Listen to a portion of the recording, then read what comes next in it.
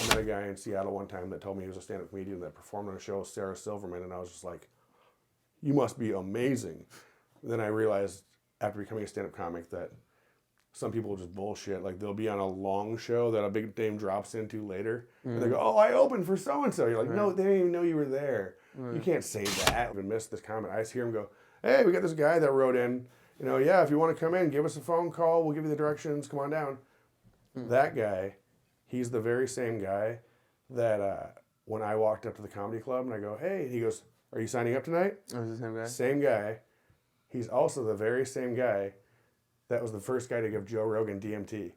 Oh, shit. Yeah. That's so fair. a couple years later, I'm on a comedy show in LA now at the Comedy Store. Oh, shit. I'm backstage with Joe. What? And I looked at him, I go, hey, man, we got a mutual friend. But the Comedy Store was home for me because it was welcoming. It was like the land of misfit toys, the broken toy box and all that stuff.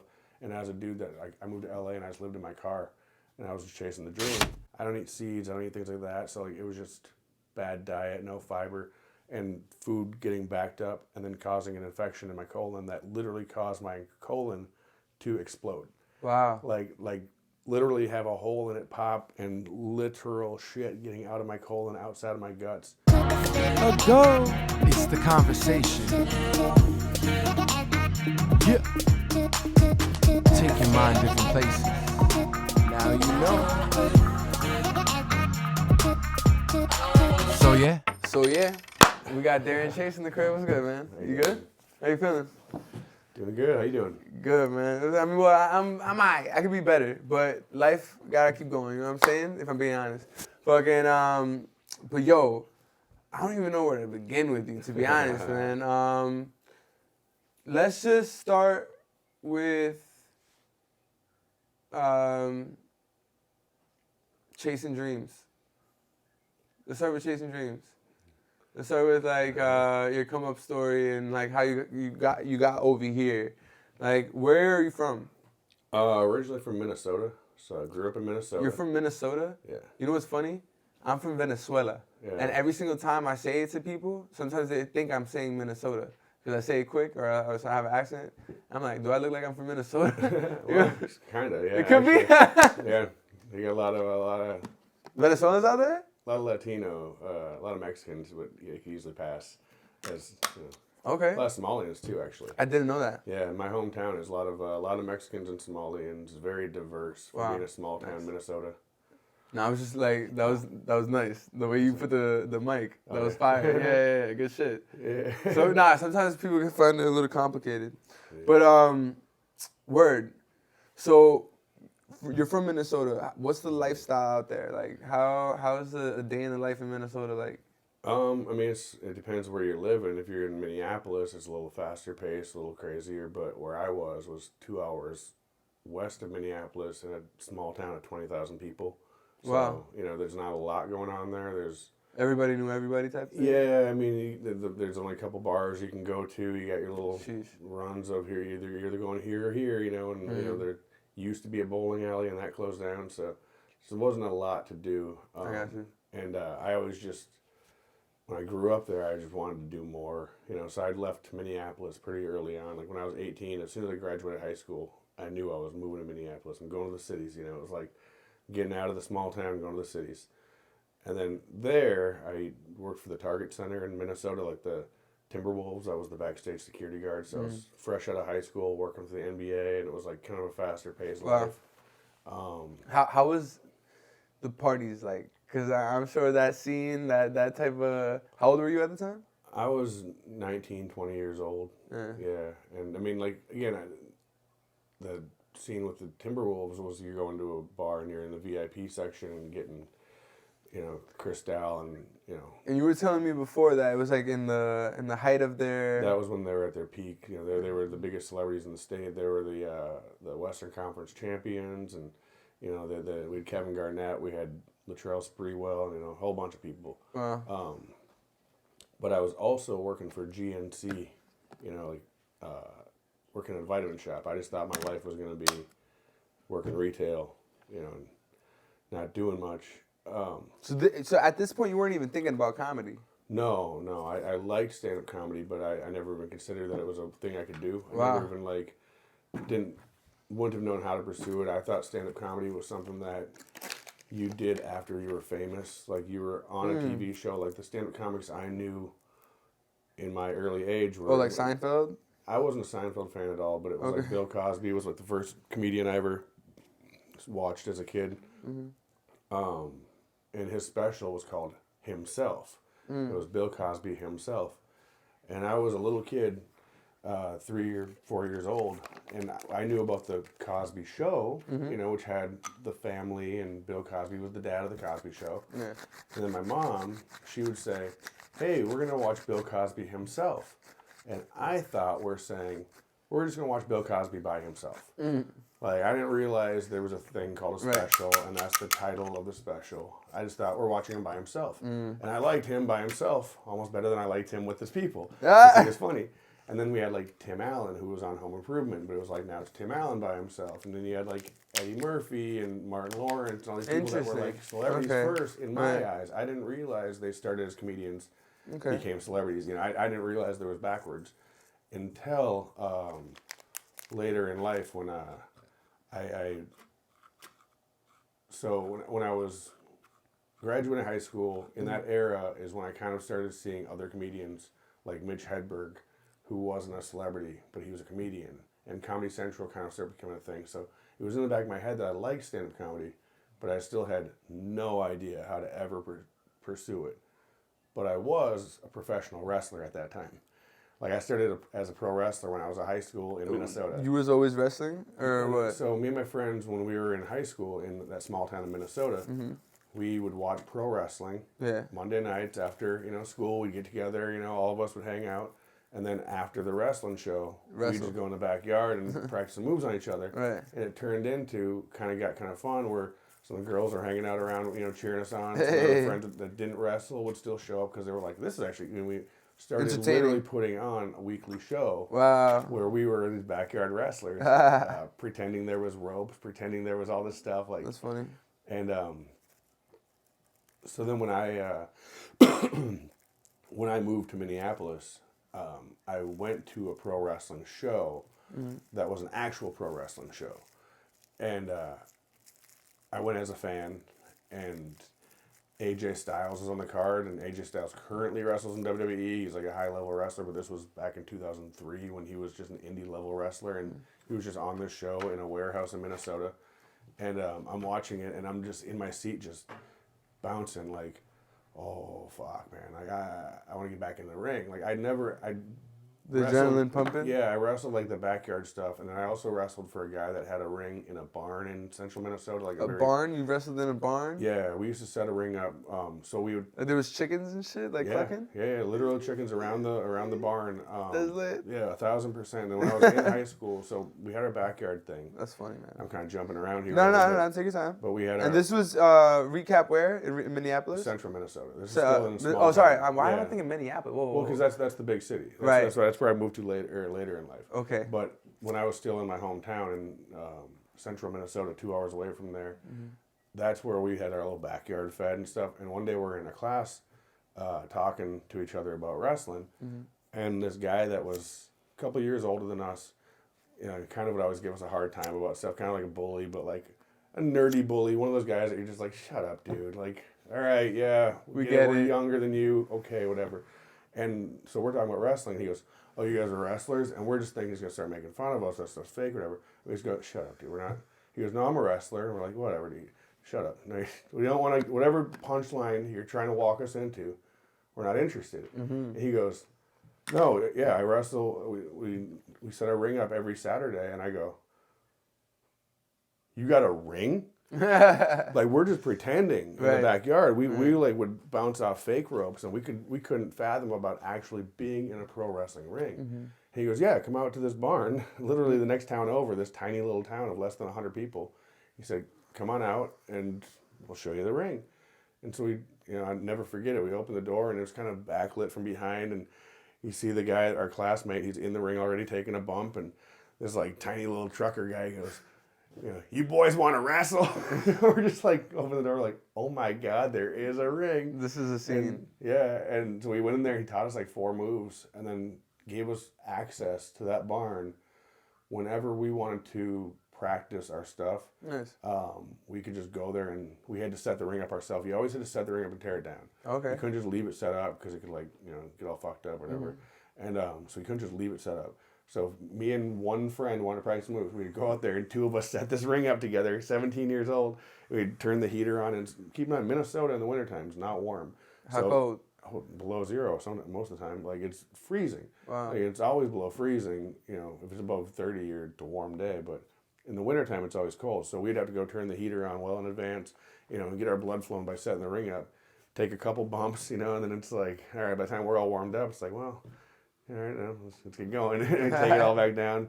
And so I had done that stuff when I was in high school, but that never really went on anywhere. So fast forward to now I'm in Minneapolis, and I went to go watch an independent show, and I'm like, oh, I want to get back in the ring. And they had a nicer ring. They had it was an actual promotion. So after the show, I'm just waiting around, and wrestlers are coming down. I go, hey, I'm a wrestler too. Like, who do you talk to wrestle for this company? And they go, oh, you got to talk to the promoter. And so I walked right up to him and go, hi, I'm a pro wrestler, and I've had a whole bunch of matches. I just completely lied to how many matches I had. And I go, I had this many matches, and I'd love to wrestle here. Yeah. And he goes, well, show up to training camp tomorrow, and we'll see what you got. And training camp costs $2,500 to do a year of. And pretty much the way to start as a wrestler is you pay your $2,500 to a training camp of some kind. You train for 6 to 8 months, and then they let you debut with the company. Like, you're kind of, when you're in that training camp era, that 6 to 8 months, you're doing security for the show. You're setting the cage up if you need to. In our promotion, in that ring, we didn't have to tear down. It was a professional ring that stayed up all the time. So you did it? You ended up doing it? I tell the guy, all right, I'll show up to training camp, and I show up. After training camp, he pulls me aside, and he goes, all right, don't tell anybody. I can tell you're trained, which I self-trained. He goes, you have some bad habits that we have to untrain you with, but overall, I can tell you know what you're doing. We're not going to charge you anything for training camp. What? Just keep showing up, and you can get in the ring with us. Hell And yeah. as soon as you get some professional gear, I'm going to put you in a match. Nice. So I went home that night. I ordered my ring gear. Hey. And 2 months later, it showed up. And I'm the newest guy in training camp. And I was, again, one of the most talkative, one of the most like, oh, I'm so much better than I am. And everyone kind of see through, like, but I wasn't bad. I was just, I would just talk too much, whatever. And so my first pro match they put me in was a battle royal.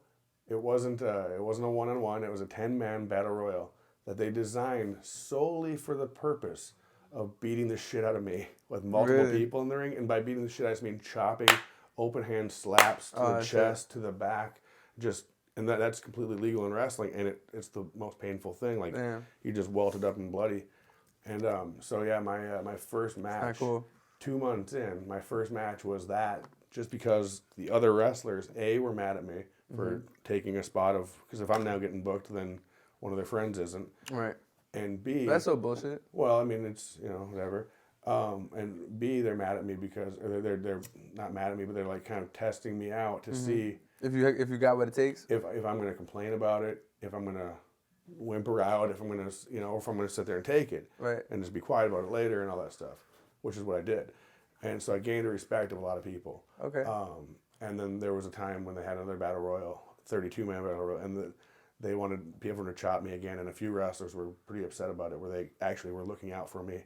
They were just pretend choking me, like, just lay here, as long as I'm on you, no one can hit you, kind of a thing, like, you're good, relax. And they were like looking out for me. People I didn't even know liked me were like, hey man, this isn't cool, whatever. Yeah. But like, kind of my hazing was just getting fucking chopped the shit out of. Cool, man.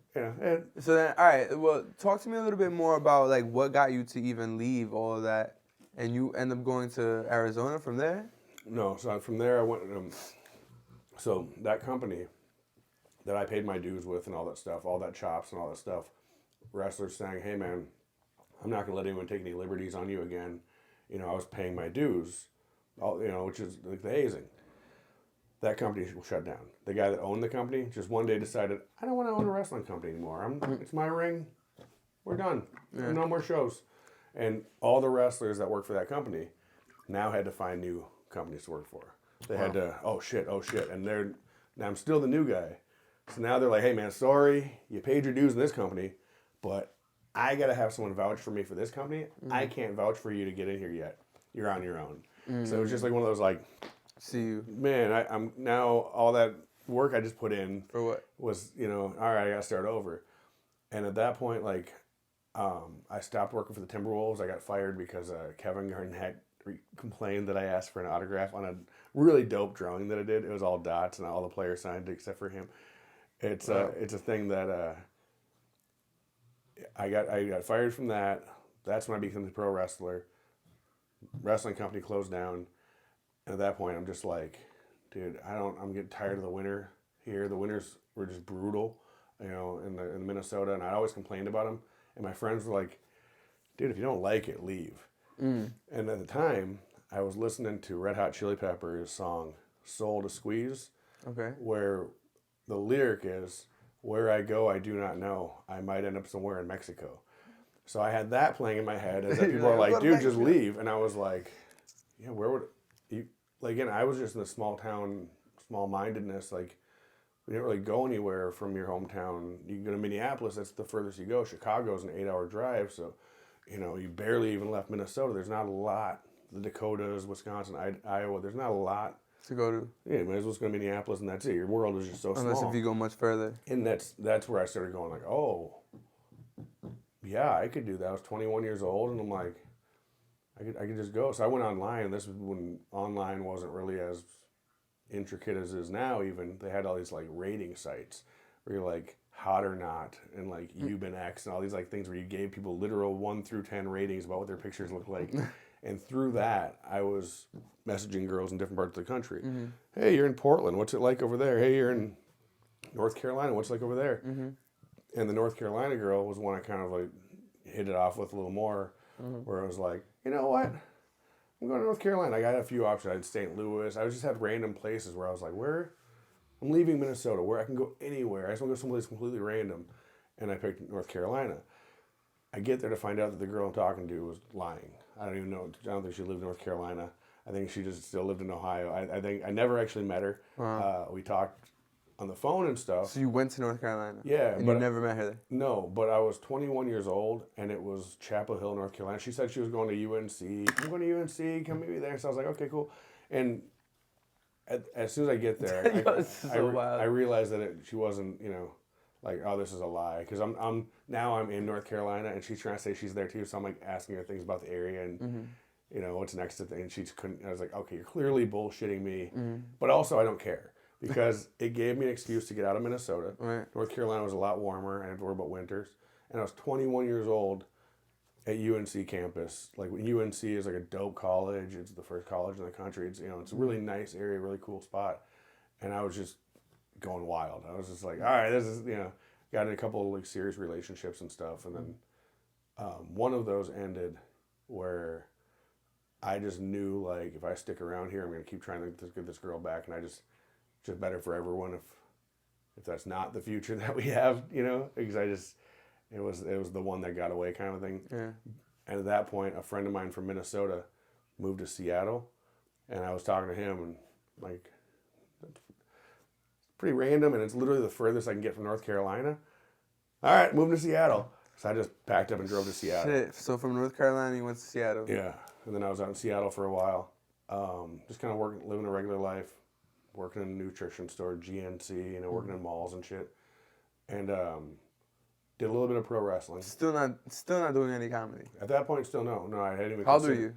I was in my mid-20s, but I was still pro wrestling was still in my back pocket of what I was trying to do. Like I was there. I actually have some matches on YouTube from that era in 2009 or so that I was wrestling for this company in Washington. I was managing a GNC store. And a guy comes in there buying joint support stuff. And he says, I go, are you doing like mixed martial arts? He goes, no, actually I'm a pro wrestler in training. And I was all cocky and I go, oh yeah, I'm a pro wrestler. You know, where's the company? He goes, tells me, he goes, but, you know, trying to tell me the thing, you got to go through training camp, you're going to have to set the ring up, you're going to have to do all this. I go, okay, let me, I'll come with you and I'll come set the ring up the next show. He goes, okay, cool. And they called me beforehand because I'd met somebody else in the company. And I always bring my gear. And they told me, hey, we're probably going to put you in a match. So I showed up to that match with my gear. And the dude that I met at the GNC was my referee for my match. Oh, word? Or I'm in the ring in gear. How did it go? Oh, it's on YouTube. It went all right for what it was. I hadn't been in a ring in 5+ years. Again, I lied to him. I told him I just had a match like last year. So it's only been a little bit, but it's been like 5 years since I even been in a ring. And then I just show up like 2 hours before the show. I didn't have time to even bounce in the ring beforehand. I just had to get out there and do my match. And it went fine. But the dude was in such disbelief because he thought, there's no way this guy's going to wrestle for this company before I do. I've been paying my dues. I've been refereeing, setting the ring up. And then I just show up, gear in hand, and now I'm in a match that he's refereeing. He was just like, all right, you were a wrestler. Okay. I called his bluff on that. And so I wrestled for that company every now and then. I did some stand-in, fill-in spots, whatever. But in that time, I started listening to the Joe Rogan podcast, 2010. I started listening day one because I had nothing else going on, and those are the conversations I like to hear. And in that, I hear stand-up comics talking about their journey. You hear a few guys that I was kind of tuning out their story because it didn't really relate to me at all. When was this? When you were in Seattle? Yeah, when I'm in Seattle. And the comics are saying their stuff, but I'm just like, it doesn't really relate to me. I hadn't even considered being a comic at that point. And then I met a few people that, through Joe Rogan's message board, that had a podcast. They invited me onto their podcast because I was like, dude, I would love to be on a podcast. I'd love to be part of this.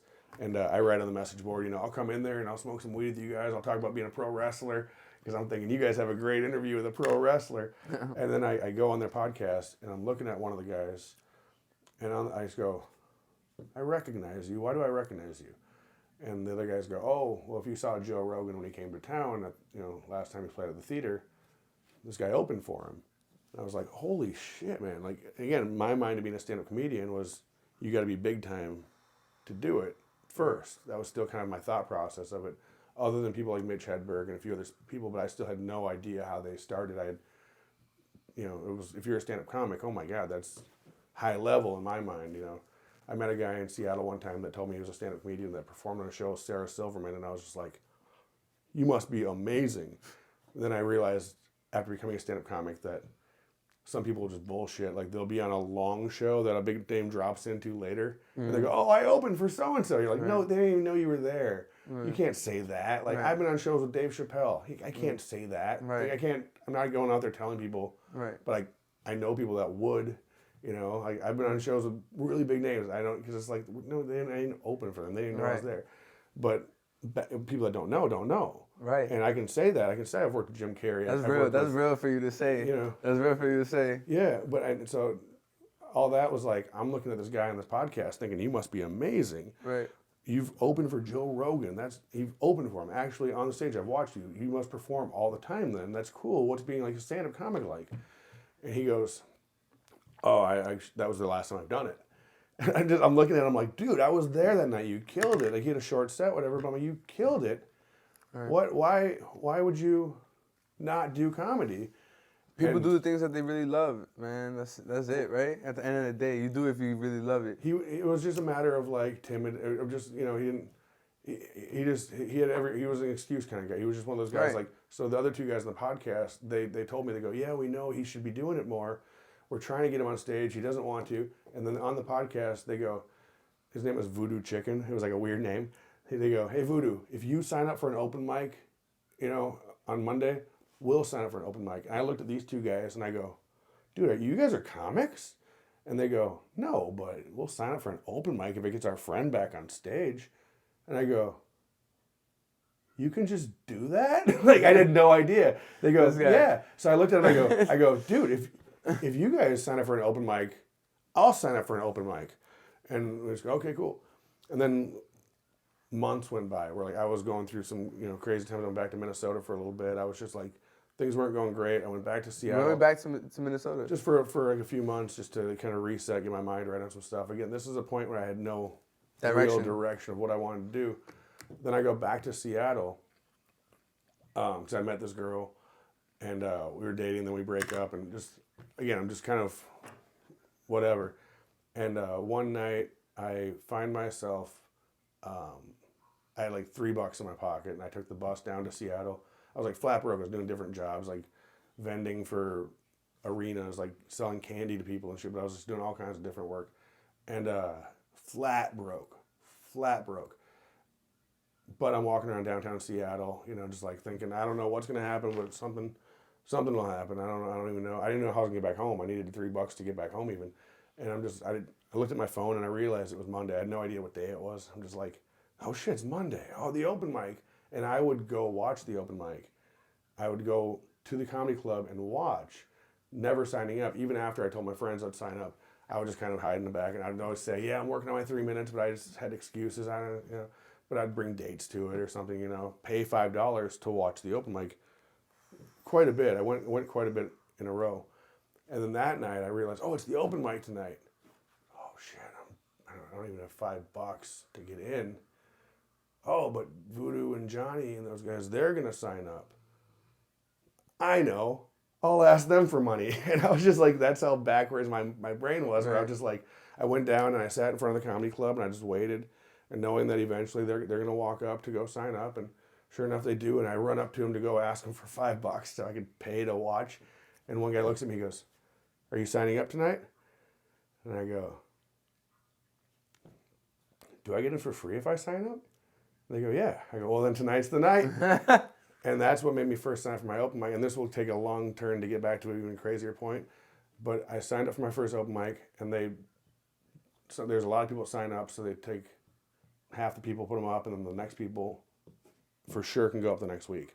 So they put me on the bump list, which meant the next week I'm absolutely guaranteed 3 minutes of stage time on a comedy club stage. And I was just like, holy fuck, I've made it.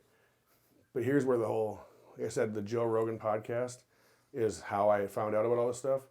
How I got into Joe Rogan was his DMT rant about smoking DMT and going into another world. That's how I first found out about Joe Rogan being more than just the Fear Factor guy, more than just, this TV host. I'm hearing this clip on MySpace where I'm like, what? That's crazy. Wow. And I even emailed Joe Rogan on MySpace. How do you find out about DMT? That's the craziest thing in the world. Again, he's a TV host kind of guy. Yeah.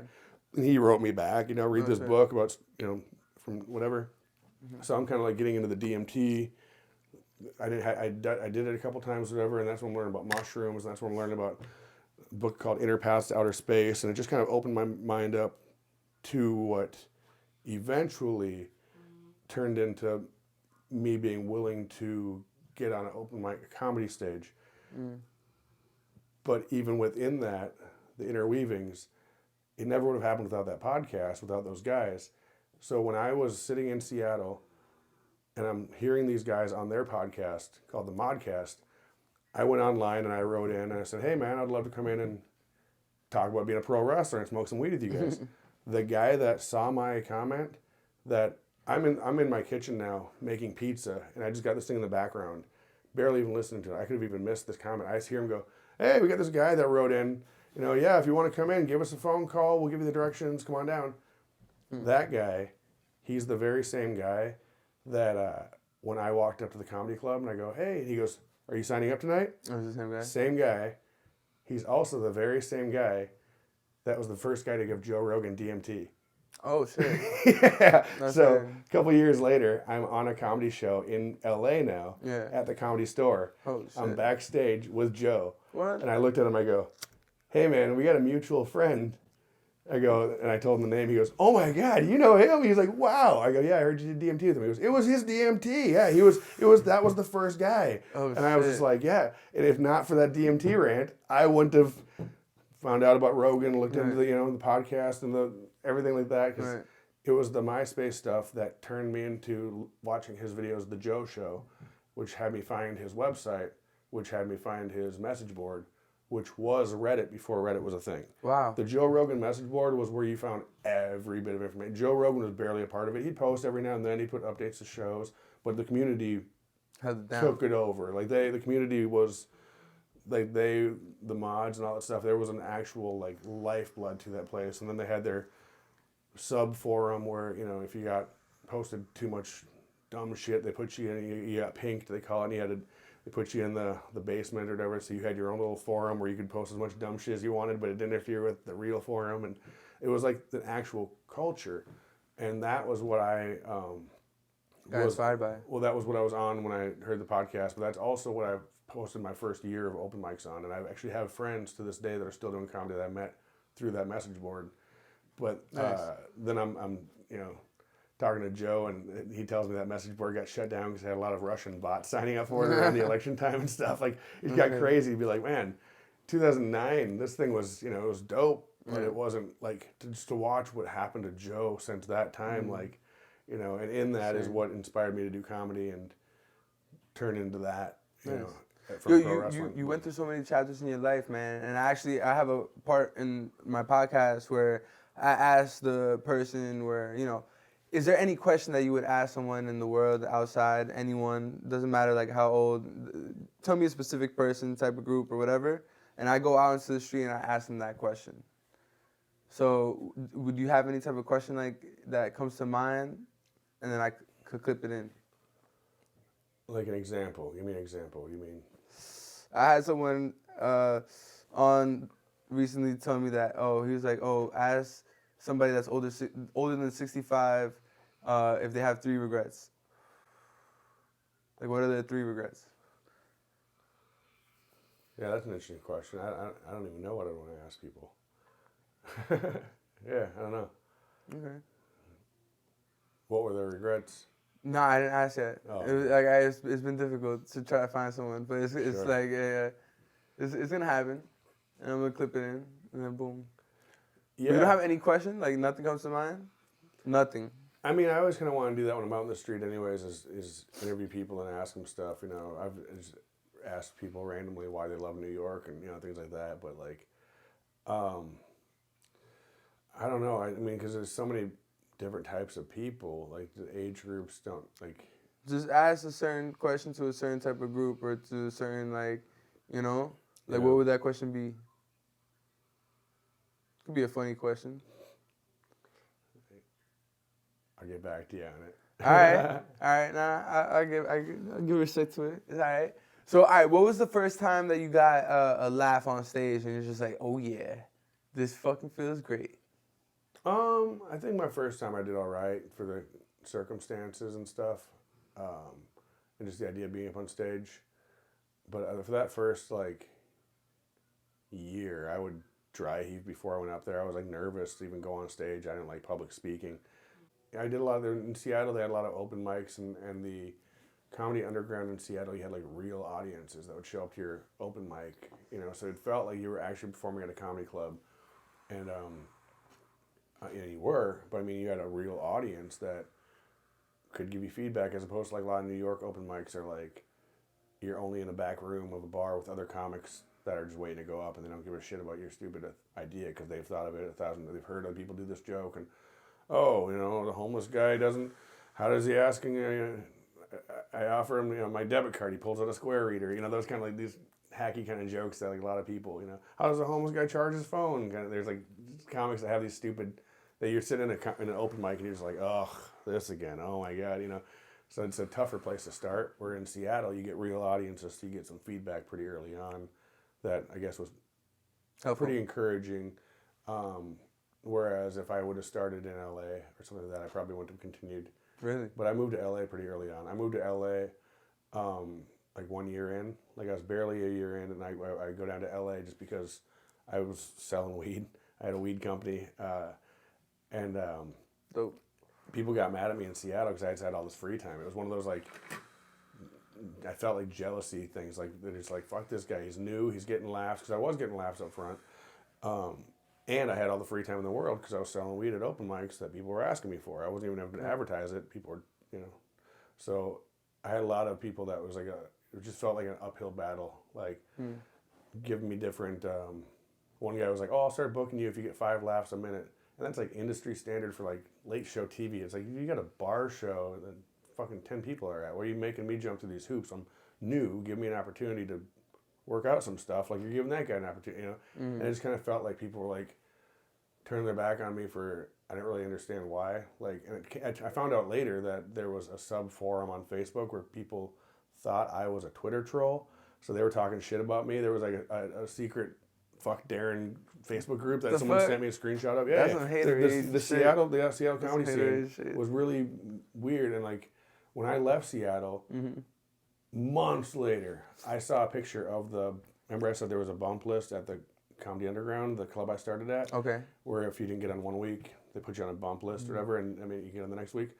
But if you're on the bump list, you're also not going up that week. So if you're whatever, but every week I was on the bump list. I wasn't even in the state. I was in LA, and I saw a picture of the bump list that somebody else just posted, like, "Hey, I'm going up next week," and I'm like, "Why is my name on there?"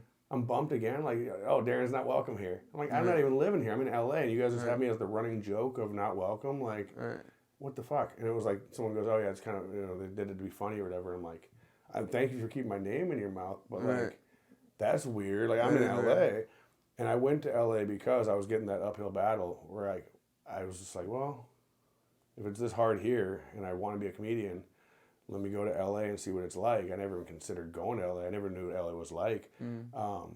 I was kind of like intimidated by it being a small town Minnesota kid. So I just booked a flight to LA one day, and I knew a comedian that I met in Seattle, and he goes, "If you're ever here, hit me up. I'll show you around." So I booked a flight and I booked a hostel, and I put my stuff in the hostel, and I called him up and said, "I'm here." And he goes, "All right, I'll pick you up tonight." And he brought me to the Comedy Store that night, which I didn't know much about at the time. But the first night he brings me to the Comedy Store, and I was just like the Comedy Store is Mecca of comedy. It was. It's less now because a lot of it is split into Austin, and there's a lot of New York and whatever. But Comedy Store at that time was popping. It's still popping now. You want to go to the mothership? I mean, I know everyone. I know all the management there. I eventually end up there. Yeah, I'm one of the current people, my roommates that are currently working there. Like literally everyone that worked at the Comedy Store that managed there that I knew currently is there. So I'll make my way there eventually. So I got to. But the Comedy Store was home for me because it was welcoming. It was like the land of misfit toys, the broken toy box, and all that stuff. And as a dude that I moved to LA and I just lived in my car, and I was just chasing the dream, and I would stay at the Comedy Store like all the time. That was just where I'd hung out. If I was in for the night, I was out back at the Comedy Store smoking weed with Tony Hinchcliffe, Joe Rogan, people like that, Dave Chappelle. Sometimes it was just like to name drop the people that would just casually be back there, and then I'm sitting there every night just going like, "Whoa, these are the conversations I used to listen to on the podcasts. These are the conversations I used to sit alone in Seattle and just think, man, I wish I could hang out with people like this."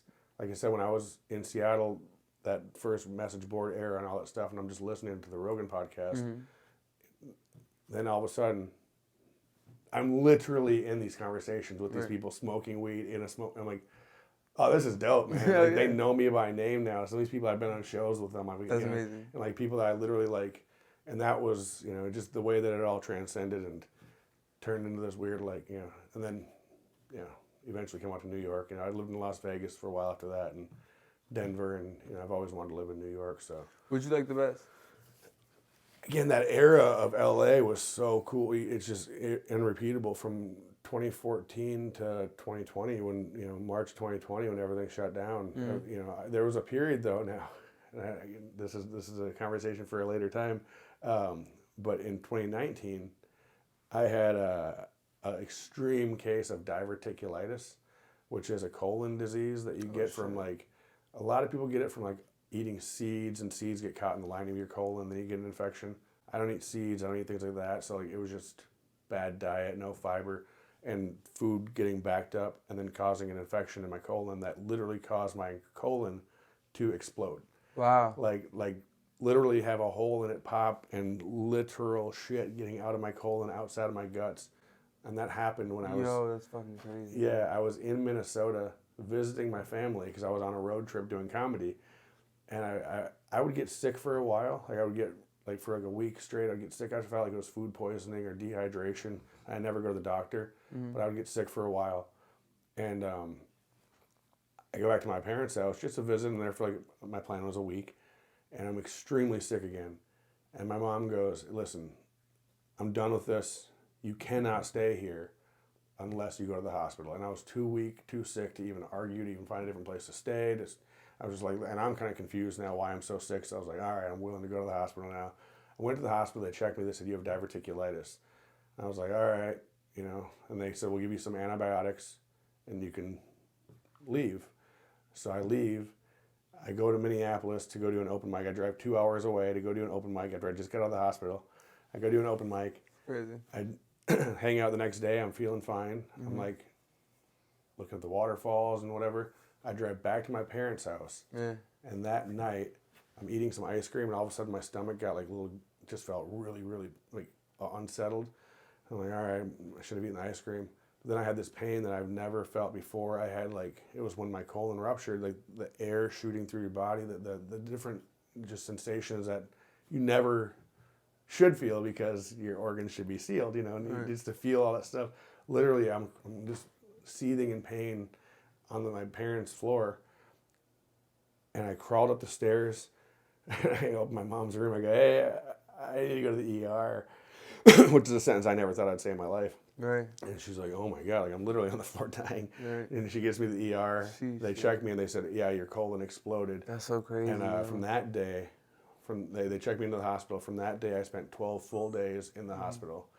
And the camera died, but the audio's still going. all right. Yeah. Well, that'd be a good way to cut. And from that day, and then it just cuts.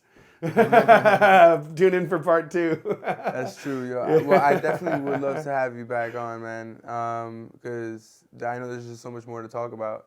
That's just the chasing the dream part, the stuff I went through to overcome the dream. And I have like some availability like up in like April that we could like set up, but you still have no question.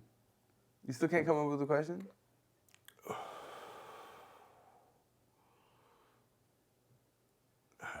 I'm not good at that kind of stuff. I wouldn't even know what to ask. It would be a good question. That's what I'm saying. You'd be asking questions out on the streets, right? So like what? What would be a good question to ask? That's the thing is I don't ask questions. The only question I've asked in the streets is like as I'm randomly going past people, hey, why do you like New York? You know, but like I've thought of I want to do. All right, so I guess that could be a question. I'm gonna ask that. Why do you like New York? Oh, that's stupid. It's stupid. Go up to someone wearing a mask and be like, "Why are you still wearing a mask?" Yeah. All right. Okay. Yeah. I'm gonna do that. I'm gonna clip it in right now. Hey, I don't know you, right? No. All right. Cool. I just wanted to know, why do you still have your mask on? I just want to protect myself from germs, I guess. You wanna what? I just want to protect myself from germs. Oh, protect yourself from germs. I got you. Yeah. Okay. And also my germs to others. I want to avoid that. Okay. Like, Thank you. Nah, the camera's done, but. Right. Yo, it was a pleasure to have you on, man. Where can the people find you? At Darrin Chase at pretty much everything. DARRIN CHASE. Darrin Chase. All right, man. So yeah, thank you. But going back to the thing that we completely cut away from before, the moon. Ago, it's the conversation. Yeah. Take your mind different places. Now you know. So yeah.